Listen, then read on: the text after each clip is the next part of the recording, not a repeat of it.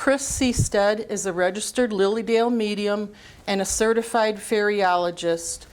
Kris's Swedish and Irish background allows her to incorporate the richness of her heritage into her expertise, especially with fairyology. Kris has taught college-level courses in both astrology and meditation. She has also led development circles. Kris has worked as a manager and trainer in the airlines, which allowed her the desire to soar with the fairies and angels. As a site manager, she worked intensively with mentally retarded and developmentally disabled adults, using meditation and trips to the stump to help ground clients. Her work at Chautauqua Institution included running the Welcome Center, box office, and conference services team, and group sales. Kris is also the co-author of several decks of oracle cards and 2 meditation CDs. Born and raised in Jamestown, Kris has incorporated Lilydale into her life since her early teens. Kris continues to enjoy teaching developmental circles, classes, workshops, and special events. Kris is humbled by being of service to spirit and the clients she serves. With love, light, and laughter, I'd like to introduce Kris. Thank you. That was a good one, Diane.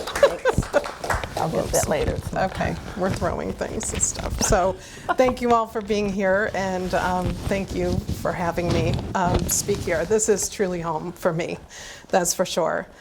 So when I was sent the list of topics that I got to choose from to come speak, this one really stood out at me for a number of reasons.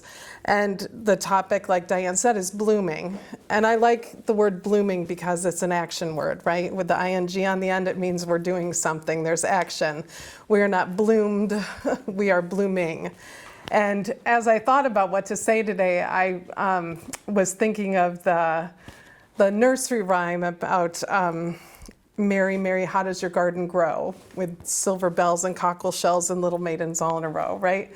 And I remember when I was younger, I'm like, I have no idea what silver bells and cockle shells are. You know, it's like, how does she grow anything with that stuff in her garden?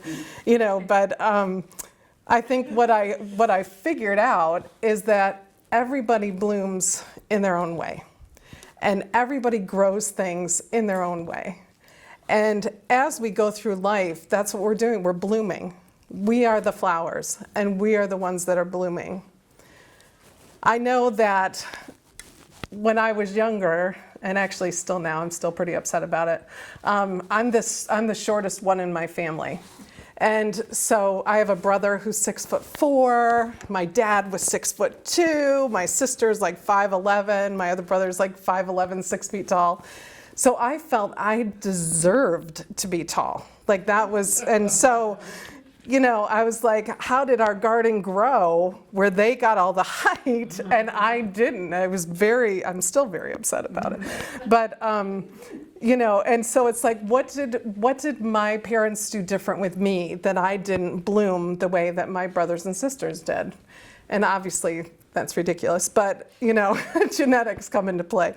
But the interesting thing is I look at my brothers and my sister, you know, we all have bloomed in our own way, and we all continue to bloom.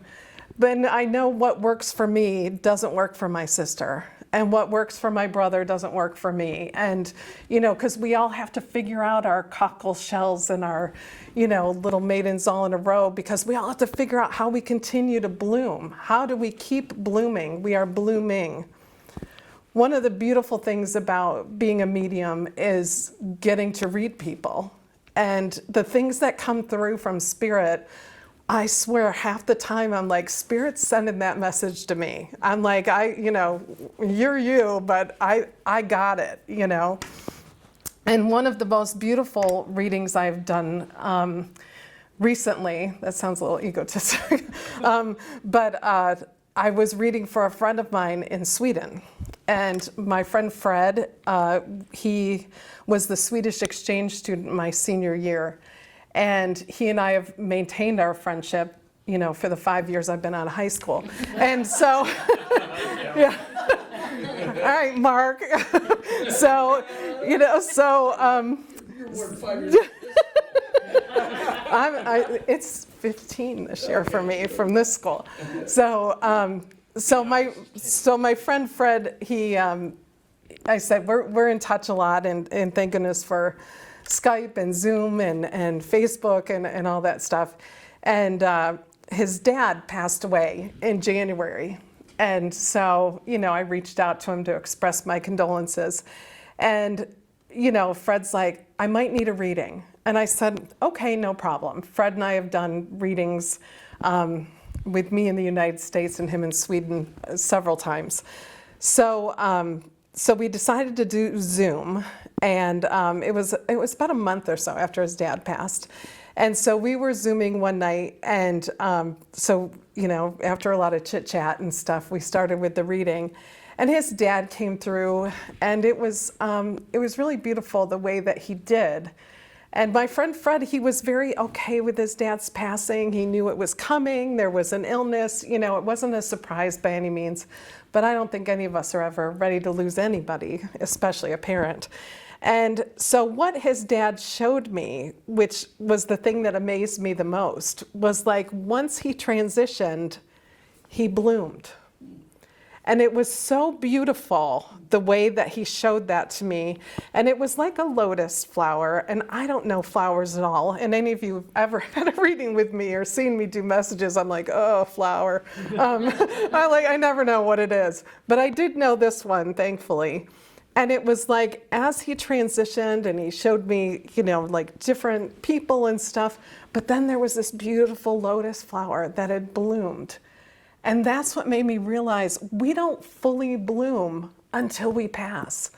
So our entire lives, all we're doing is blooming. We're constantly blooming. And just like any flowers, and I am no flower expert, but I do know a thing or two, but like sometimes you have to pick the dead leaves off, right? Sometimes we have to be pruned. Sometimes we need a little bit more water. Sometimes we need more sunshine.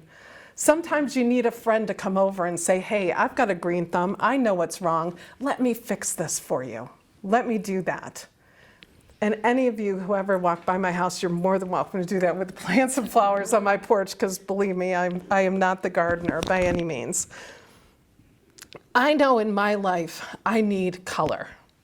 And we were just talking about color before the service today. So I know one of the ways that I continue to bloom is to bring color into my life. I could not live in black and white. I could not live in gray. I need color.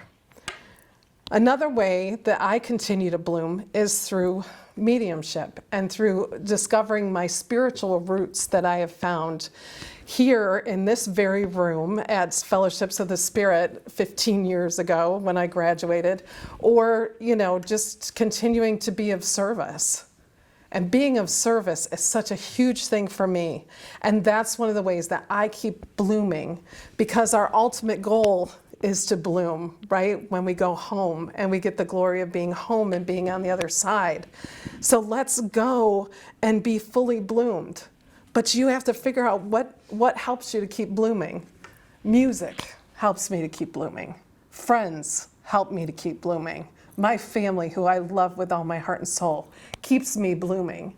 And that's why it's so hard when we lose somebody, because all of a sudden one of our tricks, one of our necessities that we know we need to keep thriving is gone. And then it's like, what do? You look to the other ones, right? You look to the other things that keep you blooming, and that's when you need the pruning, and that's when you need the help, and that's when you say, I can't do this by myself. I need your help. So in order for us to keep blooming, we keep growing spiritually, hopefully not physically all the time, because that wouldn't help. But the only way for us to keep blooming is to keep shining and to keep being of service and to love each other.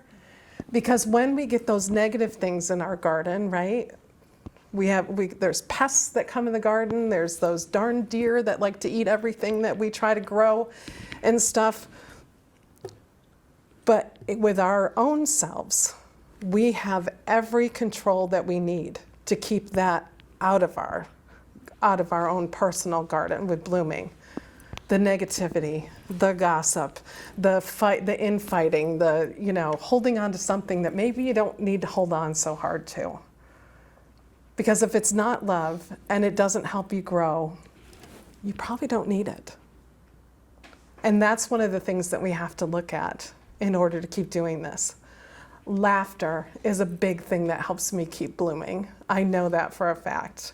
And not just because I am from Lucille Ball's hometown, but laughter is healing. And if I didn't have a sense of humor, there's no way I'd be here. And nobody was more astonished than me to realize as I was going through fellowships that Spirit has quite a sense of humor. And a lot of time people will be on my porch waiting for a reading, and I'll open the door and we'll come out and they're like, you guys were laughing in there. It's like, of course we were. Because I always say, if we're not having fun, we're doing something wrong. Because I want my blooming to be joyous, and I want to laugh through this entire life, and I want to go home to Spirit laughing and knowing that I've loved and knowing that I am loved, and just, I want to be in full bloom when I grow. And I know I'm not there yet. I know I still have a lot of work to do.